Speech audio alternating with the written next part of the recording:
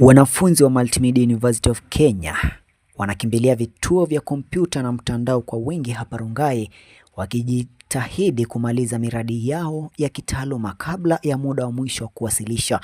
Vituo hivi vimejaa huku wanafunzi wakipiga katika kompyuta, kufanya utafiti na kuchapisha miradi yao.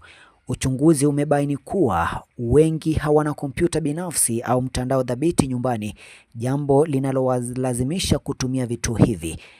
Hapa Rongai msongamano unaendelea kuongezeka, shinikizo la muda na ukosefu wa rasilimali za kidijitali linafanya vituo vya kompyuta kuwa chaguo la lazima kwa wanafunzi wanaojitahidi kufanikisha matarajio yao ya kitaaluma.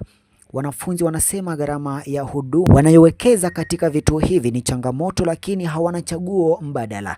Hali hii inaonyesha wazi shinikizo la kitaaluma linalowakabili wanafunzi wa Multimedia University of Kenya na umuhimu wa kuboresha upatikanaji wa rasilimali za kidijitali kwa wanafunzi.